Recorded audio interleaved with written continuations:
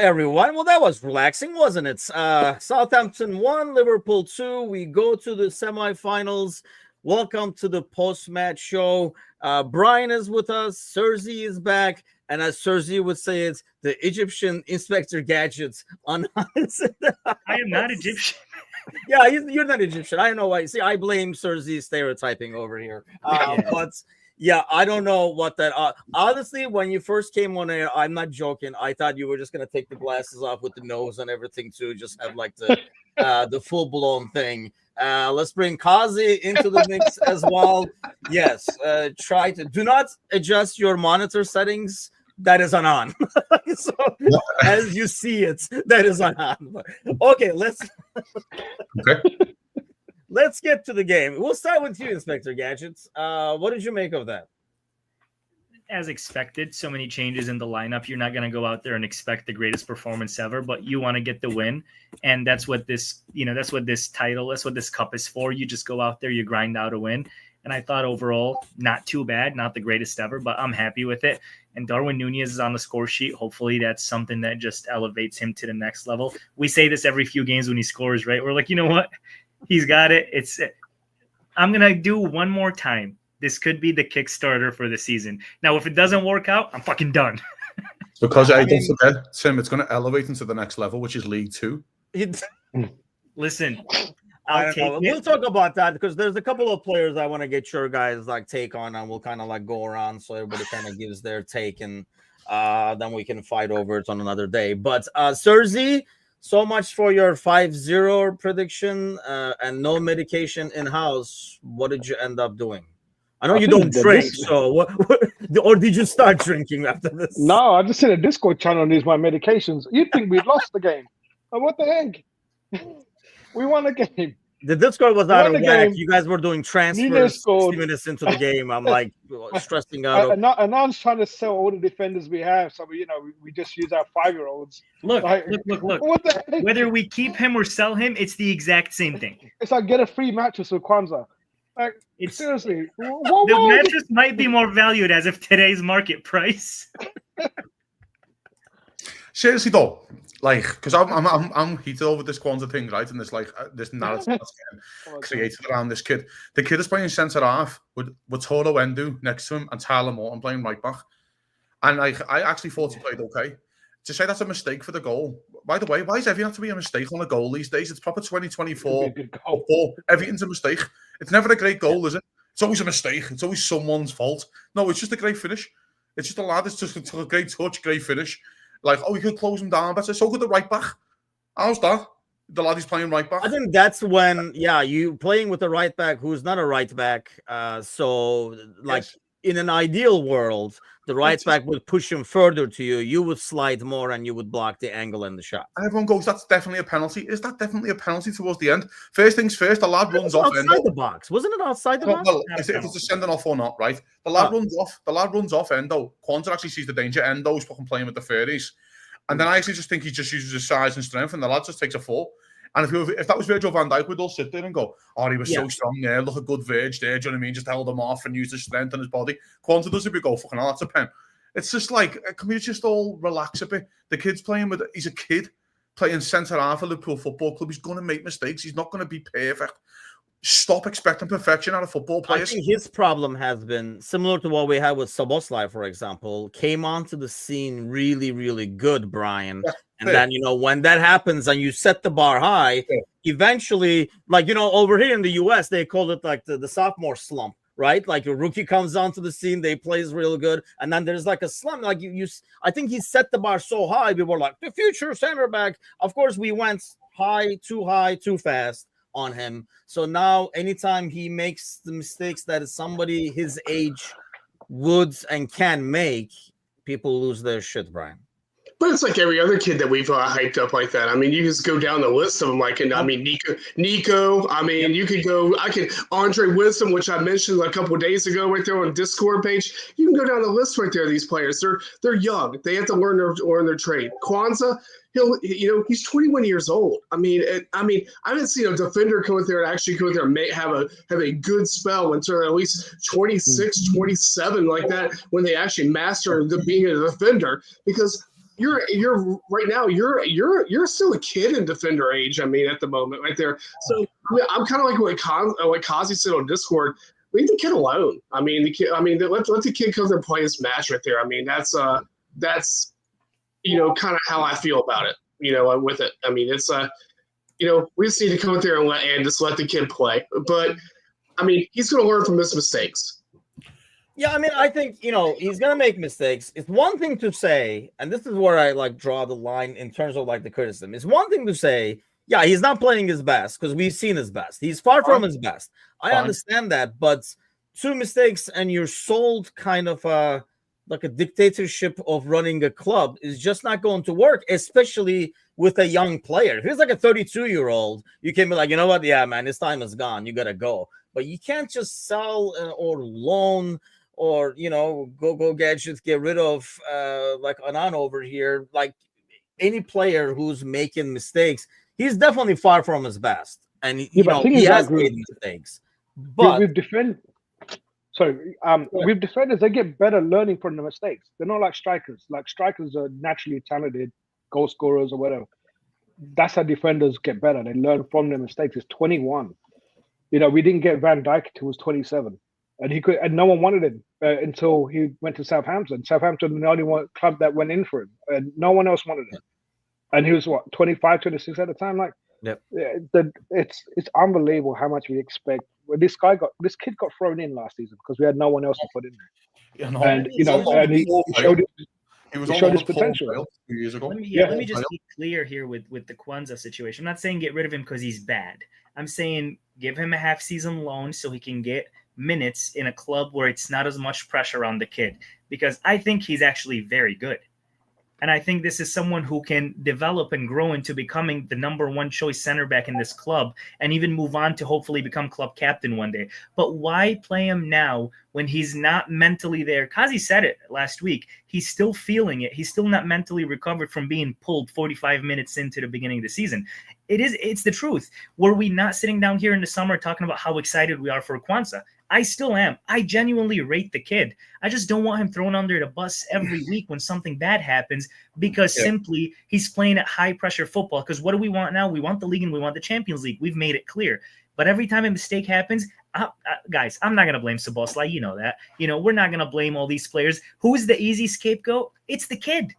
Put him in a club where he can get minutes, a Derby County, something like that, where he can get minutes, get his momentum going, get his mentality back in, and bring the fucker back next season and give him every single minute, because I genuinely have so much faith in him. But of course, our situation doesn't help because we don't have any players to. I mean, that's the thing. There's 2 things to that. One, you're not saying get rid of him, loan him out. 2, you can go to Derby County. I mean, I think in Kwanzaa's situation, you can go to Derby County, have a great year, but when you come back and put the Liverpool jersey on again, it's going to come back. That's totally different. These are games that he's going to play. These are the minutes he's going to get. Champions League, the next 2 games, he should be playing those games. Those are the minutes he's going to get. The biggest disappointment is, I guess, I was hoping he would have a solid game to shake it off. He didn't have a bad game. It was just not as, I guess I kind of wanted him to kind of boss that back line, Kazi, kind of like. And that's fair. And I think that's fair. But I also think with the changes that were happening, he had in the first half, he has 2 senior pros around him in Trent and Gomez. And then he's playing with 2 midfielders and the backup left back. And I think it's just so hard to put that much pressure on the kid and still expect an elite level performance. I just think it's a kid who's trying to get his confidence back. First of all, I still in my head, that's not a mistake in my book. I don't think that's a literally bad mistake. It's literally it's a great finish, and sometimes you need to hold your hands up. The loan argument, I can take the loan argument. But my fucking God, he gets loaned to a Premier League club now. Because I watch all these fucking bums in this Premier League in the lower half. They're all crap, and he's better than all of them. So I just think there's a balance, mate. I understand we put these pressure on these kids, and I think he has a massive part to play. And I remember in the first game of the season, mate, everyone was going, has to be Kwanzaa over Konate. Has to be Kwanzaa over Konate in the first start. Yeah. We were saying this in the summer. We were saying this before Ipswich, and I just think the kids are going through a bit of a bad spell. But I just want to see him alongside Virgil van Dijk, Trent, and a fucking half-decent midfield in front of him. And let's find out again. But we don't. That's credit to Konate, by the way. That doesn't happen. That's full credit to Konate and Gomez. Yeah. But even the argument right there, is there a way back for him? Is there a way back for him if you put him in the line? I mean, that's Remember, I had with him. I think there's always a way back. Listen, Canate's proved that there's a way back based on performances, mate. I do think he is, but he's also 21, and he's probably still going to play 10 to 15 games again this season. He probably plays both semi-finals. Still, whoever we play, he probably starts them. He probably starts the Champions League games, the FA Cup games. So that's 5 or 6 games just in the next 6 weeks, 5 weeks. That's it. You know what I mean? Yeah, exactly. He'll get his minutes. And hopefully he'll perform and gain his confidence back. I mean, Dave says keep him at the club and get him more playing time. And I agree. I mean, we loan him up. He's the kind of guy that, we will get rid of if you leave it to some people. Brilliant. And then in 6 years, he's going to be really solid somewhere. He's like, we had this guy, we lost him and stuff. Yeah. You can't have it both ways. He's too young to, like you say, I would take a totally different stance if it was like late 20s. And that's kind of the point I was trying to make right there. What Dave said right there is right there. We show off these kids right there, and you never see them again right there. And I don't think that Kwanzaa's the type of player to do that with. I think give him his 10-15 matches that he's going to get through there and get his minutes in there and let him go out there and learn. And if he needs to have more match time, I mean, put him down with the academy to play like a game or two, like in midweek, just to kind of keep him up in pace and all that. But I mean, he's kind of like at a point right now where he's not quite academy level, but he's not quite first team level. He's in that in between state right there, where you have to be careful how you're going to progress him and let him grow. And I don't think a loan move is going to be helpful for him, in my opinion. I think the last thing, because we'll have to move on, I think, and get some positive stuff out of the way. The manager mentioned this last week. We haven't been in games where we've been clear winning to get lads minutes. He said that in last week in his press conference. I haven't been able to get Harvey Elliott minutes because we've been in every single game for 90 minutes. We're not winning a game 3-4-0 where you can bled these lads and go on and go and get confidence to go and play with Virgil again. And he said that literally last week, and like in a press conference, and he's probably thinking of Kwanzaa as well. I can't get him in Premier League games because we're only winning the games by a goal. And we're really in the games for 90 minutes. We could do with going out and beating a team 3-4-0 and getting the kid 20 minutes and just to stroll around the pitch and get his confidence back.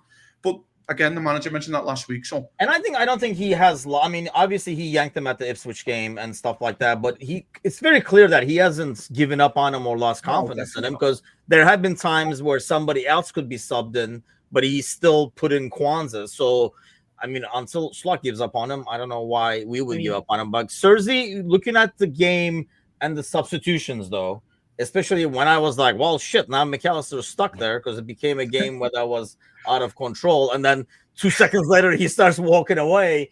I mean, it looked like Slot said, we don't give a damn. We're going to do this up. We talked about it in the pre-match. It was set. This is how many minutes he's going to play, regardless of the game is going.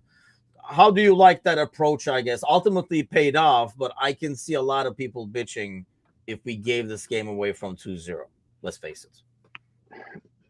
Yeah, I mean, we would bitch because we were winning, and and if we lose it from there, yeah, obviously. But no, it's not. I mean, that's what I love about him. He just takes it. He just himself frazzled. Yeah, he wasn't on the sideline or whatever. He had a game plan, and we, given the players we had and given the team that we were playing, we should have won it more comfortably. But no, it was good. We need, like Kazi was saying, like these players need minutes. We were saying that before the game started. These players, they all need minutes, and this is the only way they can do it. We're not winning games in the league like 3-4-0. We can start bringing these players in and start bleeding them in. They need all the minutes they can get. We need to rest the players we can get. And again, to Kaz's point at the beginning of the season, like Slot's gonna learn things the hard way. He's learning on the job. This Premier League is like, it's a beast of its own. There's no other league that compares to it.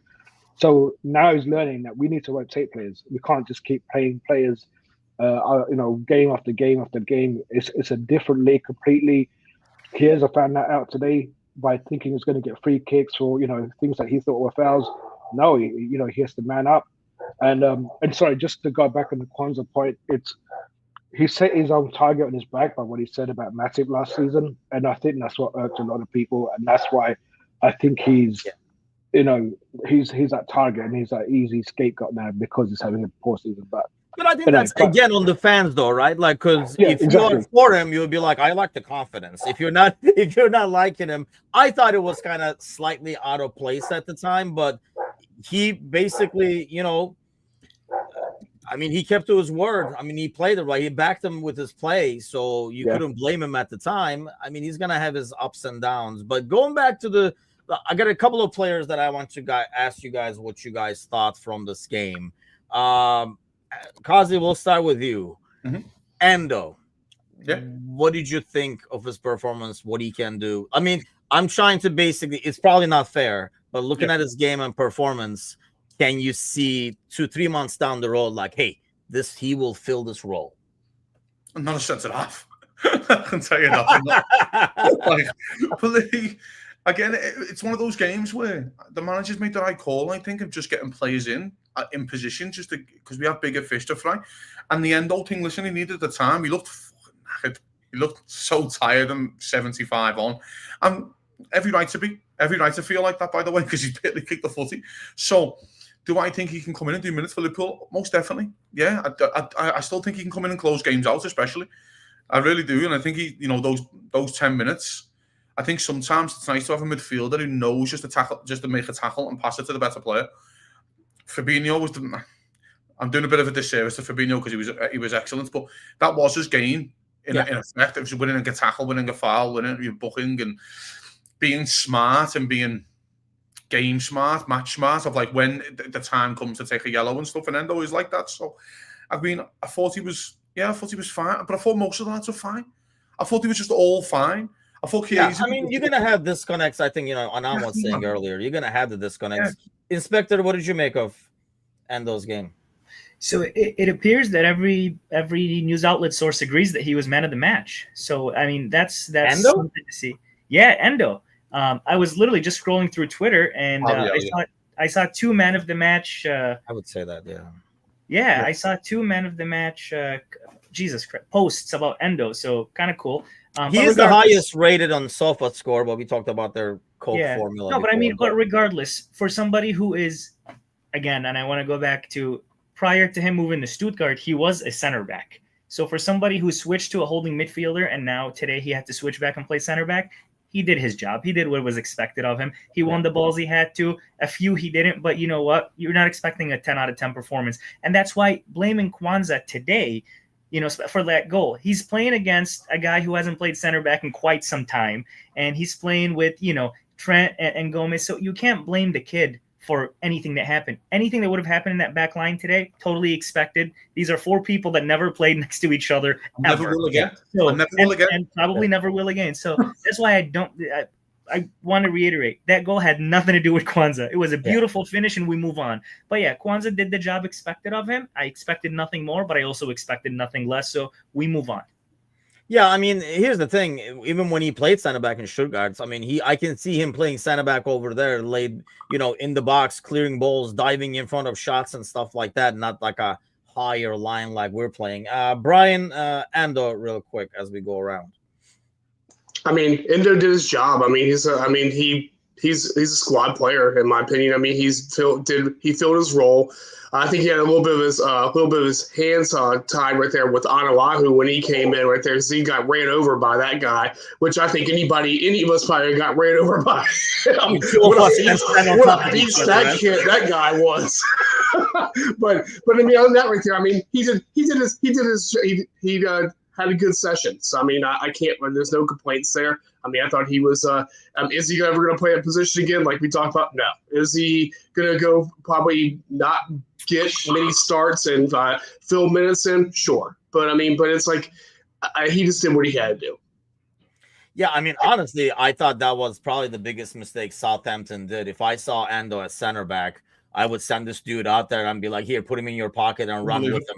Along with, I was glad that he came in so late, and you could see how horrifying it was. In the second half, when Gomez and Schenk go on, I would have just literally, as they were like literally going off, and then lads would go going on, warm up now. Yeah, I mean, just go in, because and then just keep crossing the ball, because you have Endo, you have only Kwanzaa going up for headers inside. Sergi, real quick before I go to the next player, Endo from you. Put the microphone on, preferably. To be honest, though, fella, you're probably better anyway. Oh, that's wrong. That's wrong. Go ahead. He did his job, but I think he's shown why he's not a Premier League regular. So He's just did his job, I guess, and he was there when we counted on him. I guess the reason I ask is, I mean, as I watch that, I know what you're saying, Kazi, in terms of like a midfielder who can put in a tackle and win the ball, but I just feel like that is still an area that you want to upgrade in, because I think this midfield, like what you were saying with Fabinho, does not want that out of the defensive midfield. It wants more of a McAllister. It wants more of a Gravenberch. So, like, I used to be like, he can come in the last 30. Now I'm like, I can come in the last 5-10 and then just play D kind of a thing. But, I mean, he did his job. And like I say, I mean, that's why I think he's in the squad, because he can play here. He can go there. He's a team player. He's going to do whatever is needed. I mean, you can't blame the effort over there. Obviously, this is a guy that we were looking forward to seeing a lot. Chiesa. Brian, let's start with you on this one. What did you make of this game? Kind of a mixed opinion on Chiesa. I definitely see the technical skill. I mean, I think the thing that's going to get him is the amount of time that you have to possess the ball in England is a lot different than what you can in Italy. And I think that's a learning curve right there that he's going to have to learn with it. I mean. I thought the shots. So he was pretty unlucky not to score, because I think the curve he put on that ball in there that was a save was brilliant. I mean, and his touch line like possession a couple of times was good. I mean, I think again he needs minutes. I mean, and that's the only thing he can get out of it right there. I mean, if we can't give him minutes like that in like full Premier League matches right there, we need to go out there and figure out some way to get him behind the curtains, to get minutes, something right there to get his fitness up and to get him used to playing in England. I mean, but I think you're going to see more of him, especially coming with our Champions League matches. He's definitely going to play in these last matches. I could definitely see him probably playing against Accrington Stanley. I mean, those things. I just don't see him being in this next run of fixtures that we have, actually getting maybe 10, 15 minutes max. I mean, with these next matches. So, I mean, mixed performance. I think that he was okay with a lot of things, but I think there's a lot of pace things that he's going to have to get used to. Inspector? Well, no. Can't complain, can't say anything. We know what he's capable of, but he's not ready yet. He's eventually going to be ready. And once he is, we saw glimpses of what he can do, and we'll just see more of it. But until then, get the guy back into fitness, get him in the team, get him used to what's going on, and then we'll really judge. But until then, we know what he can do. Let's see if he can do it for us. Yeah, I mean, at the end, you get that glimpse of what he can do, right? And throughout the game, he does a couple of things you're like, oh, that guy is good.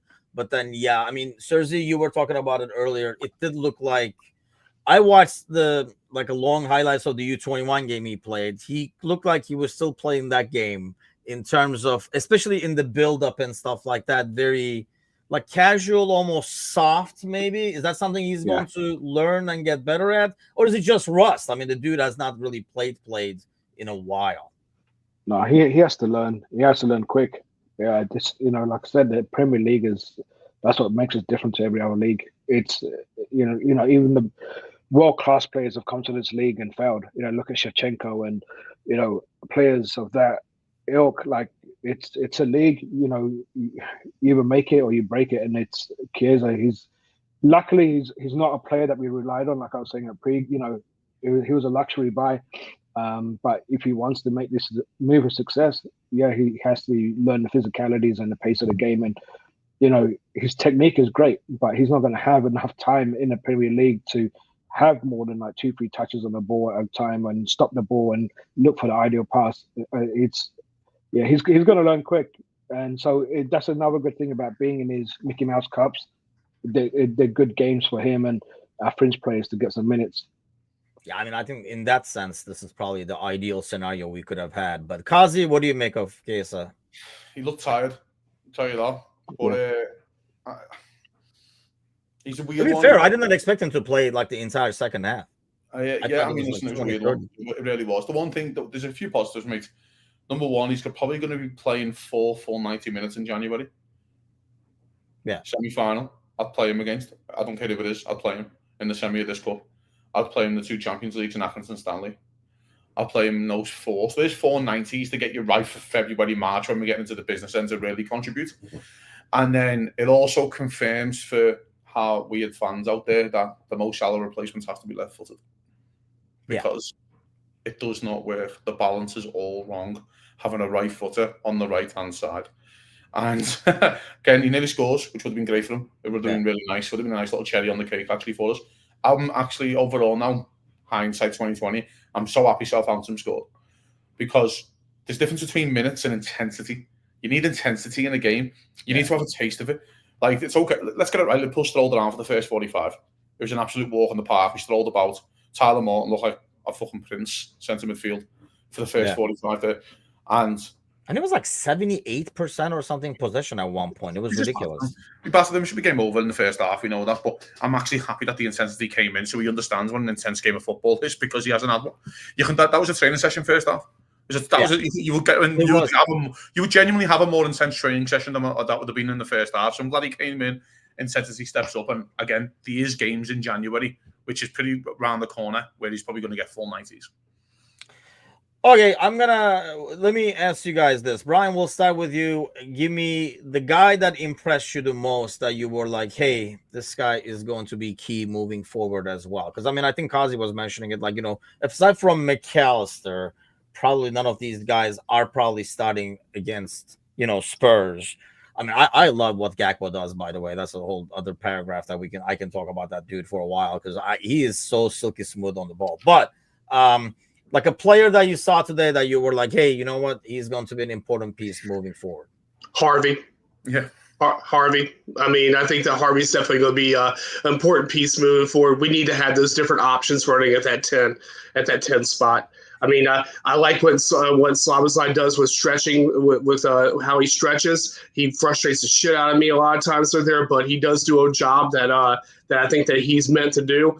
But I think that Harvey, because there is a player that can pick out the spots, pick out different roles that Slobozlai can't do, and I think that's an option that we're definitely going to use in there. Score goals. Yeah, and also the second thing on there with it is Jota. I think that Jota right there, I mean, is definitely going to be something that needs to help, because, I'm not going to go pick on Nan's guy anymore, right? During this, but I saw something. I jumped off that bandwagon like 6 months ago. He's on the Soboslai one now. Yeah. but yeah, I think that Jota there is a lot more clinical, and I think that's something that we're going to need in some of these matches right there, where you have these tough grinds. But overall, Harvey's my player. How about you, Kazi? Yeah, couldn't agree more. Excellent. Probably the one who was a level above, and it looked like he was a level above a little bit in the game. And I know Alexis played that well, but that's just a standard Alexis performance. But Elliot really, the one thing that Liverpool struggle with the most is players who can score from midfield. And Elliot looks like he can get you 10 a year. Yeah. And Jones looks like he can probably get you 10 a year as well. So they're so important in certain games. We're looking at Man City now and the fall apart of those guys in terms of like can't get goals from anywhere else but Haaland. So those kind of players who can come in and just get goals and just contribute a little bit in terms of on the midfield. It's so important. So really happy to see him back, man. Really am. Gadgets, what you got? Of course, Harvey, spot on, both guys. But I also got to say, welcome back. We're glad Kostas is back, because we do need that second left back in there with Robertson, whether he's dropping or whatever is going on with him. It's good to know that there's somebody now that can naturally play that position. But spot on, Harvey. I mean, nobody could disagree 100%, right? The only thing I worry about Harvey is I really like what he did today. Comparing to Soboslai in that spot, he just lacks the size and speed. Because that's the thing, that Soboslai really harasses the hell out of you by coming in with his bigger body and fast. He can really close you down faster. When I watch Elliot, even when he presses, the close down speed is a bit slower. But we need people to give Soboslai rest, and I think you can kind of see today. I was actually impressed with Morton as well. And I don't know, because it's the game, so it's too early to judge. I mean, he played out of position and stuff like that. He looks more... He's grown like 6 inches, hasn't he? Yeah, like mature, like bigger, stronger, and a bit calmer. Like, that's kind of like what I like about him. He just looks like a man. He's grown into his body. Yeah. He looks like he's just grown. And I couldn't believe the size of him in centre midfield. He looked like a monster. I'm like, who's this guy? Like, so, yeah, and another one who probably could play a couple of 90 minutes is in January and really put himself in the window. Do you know what I mean? If like for a move or at least an option for the manager as well. If he doesn't fancy Endo, then Morton probably. Let's get this right. If you're Morton, you're like, hey, they're one more injury away from needing me. Yeah, in centre midfield, like to really give me. I would personally, especially, I mean, depends on the game, I guess. If you're not, would you say Morton's above Endo? I would rather have Morton than Endo come in for. Yeah, I'll say, where would you say Morton's Absolutely. above Endo? Maybe. Yeah, I don't know. Just because he gives you both, I think he's not as good of a defender as in defending as Endo is, and not as maybe physical yet. On the ball, on the ball, Endo kind of scares me sometimes on the ball. I mean, on the ball, he's going to be a lot better. And, forward passing, he's going to be a lot better. So I was really impressed with what he did. Really, he looked like a different player, which was like really nice to see. But let's wrap things up over here. Anand, we will start with you so you can go into your next costume after this. But what I don't know which one is worse, to be honest. But what do you make of it? I mean, ultimately, job done with as much rotation as you can freaking get done. A lot of positives to be taken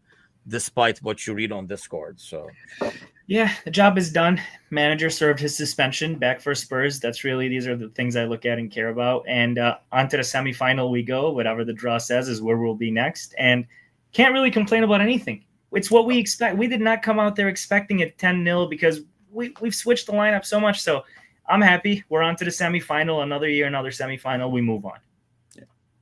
How about you, Brian? I mean, the players got minutes that needed minutes. It was good to see Simicast come there, get on the pitch right there before, that gives us another left back option, with it, which we need right there because, I mean, with Robertson's situation right there with him and all that, I know he's only one match suspension, but we need to have a different option at left back and be able to rotate him out because he's 30 years old. I think that, again, right there with Morton right there, it shows a great promise, and I don't think that you may not see Besiktas come back to this club. I mean, with those type of performances right there. But yeah, I mean, fringe players got minutes, and like Kazi said, most of those players aren't going to even play again, probably till like Accrington Stanley. I mean, and until then, just stay fit and move on. Yeah. I mean, perfect performance, I really do. And like in terms of, we're not going to get a vintage Liverpool and slot performance, far from it. But you got the job done. You're in the semi-finals. They, Southampton are still a Premier League club. We struggled there a few weeks ago with our first 11. We struggled. You know what I mean? And so we got the win. And as everyone just said, then the players who got minutes. And the one massive positive that the manager hasn't said is that I forgot that Spurs were playing tomorrow. I thought it was tonight. I was like, oh my God, they're playing United tomorrow. They haven't won a cup. And they will not be able to rotate as much. Number one, they're playing United. Number two, I don't think they have people. So. Oh, no, that's won a trophy. They have to, you're in a quarterfinal, you can't rotate. Spurs need a trophy desperately. So you're like, now they have to go full strength, and then you're sitting at home with a cigar watching the match, having a lovely time. So it's just a really, really positive night, mate. I'm so pleased with the lads. Really am. Yeah, I mean, honestly, before the game, if somebody said, hey, no injuries, that's a huge plus, right? And then, everybody's going to you're going to get good rotation. Everybody's going to get rest who want, Szoboszlai, Gravenberg, these guys, Van Dijk, Mo. We want and the guys who scored, the guys who you want to score scored. Yes, that's another thing, right? Elliott, even Nunez scored on. So there's that. But I mean, I think, ideal scenario, you get people like Chiesa the minutes you want, you get kids some experience. I mean, it's an ideal scenario. I would have preferred the Timuchin special a bit comfortable watching, but I think before we go, perfect setup at the end. Before we go, last word. Who do you want in the next round? One word. Newcastle. Brian? I wouldn't. Newcastle. Anand? You don't want Arsenal, so you want Newcastle. I'll take United right now. United? All day. They're crap. They are absolutely crap. And I tell you right now, mate, you can laugh and say Newcastle. When they haven't won a trophy in 50-odd years and you're in a semi-final at St. James's Park, we just seen how hard it was on a Wednesday night. Wait till you go down on Wednesday night in January. It's too late. I think I feel a bit more confident with that. I know what you mean, but I think I feel a bit more confident. I definitely don't want Arsenal. I agree. I think we all agree that United they're number 4 on the list. Yeah, I think Tottenham will beat United. I think they'll get the job done. But if not, I mean, it's good to get a revenge on United, wouldn't it? You think United wins tomorrow? I don't think so. I do. I like to see it go to Penn, so let them draw it out right there because I think the problem with Spurs is Spurs are too inconsistent, and I think that with and Amarin's going to get that side up to try to go through actually with his first year come out with something. So I think it's going to be a good match. I think United win. I just think if United play the same way as against City with the pace on the counter, Spurs will leave your open spaces wide open, and Diallo can run in and these type of players. You know what I mean? And I really think he'll bring Rashford back to the game as well, and I think he'll have a big say in it. Yeah, I think it could be. I think you're right, Brian. It could be definitely a fun game to watch. If it was in the middle of the day on a weekday, it would have been a great game to do like a watch along. Yeah. But I'll be working as I watch along instead. But hey. Thanks for joining us. If you have not done so already, do the like and subscribe and all that kind of good stuff. We are almost at that 1,000. So, and Christmas is right around the corner, people. So let's get clicking and the liking and the sharing and all that kind of stuff. But hey, the boys win. On to the next round. Tomorrow night, Brian will be back with Serzi and Mecca for the Thursday night podcast. Do tune in for that, 7 o'clock Central. I think we have totally given up on fantasy, so we'll see what happens with that. And I'll be back Friday morning with Kazi and I think Z, because Inspector Gadget is on the case. Is this why like you're going to Mexico undercover? Is that what's going on here? Have you lost the bet? What's the plan here? No. So this is because I'm growing my hair. I'm growing the Soboslai, so I didn't have time to comb my hair today, so I put this on. I'm going to Mexico because the bottom. I got the hats. But the Inspector Gadget bottom is more like I was participating in No Shave November, but now my barber's on vacation till after Christmas. So. Okay. So just before we go, so you looked at all your hats in the house and went, "That's the one I'm going with." I have 23 of these. I have 23 of these. Today is a fedora kind of day. I have 23 fedoras. I wear these a lot, and I went with the gray today. You guys just don't see me wearing them because I come in. And can you confirm to the listeners that you are wearing clothes under that trench coat because it looks like I cannot confirm nor deny that there's anything there. I was gonna say I can see you going around the furniture store and just being like, "Yeah, that's one for our Patreons only." Free mattresses. But it's not a mattress. Hey, just saw it's not Tijuana. Lifting his leg up on the mattress. This is a good one. This is comfortable. Yeah. I cannot confirm nor deny. Man, I'll leave everybody with that thoughts and the throwing up, and we'll see you guys tomorrow night. Take care.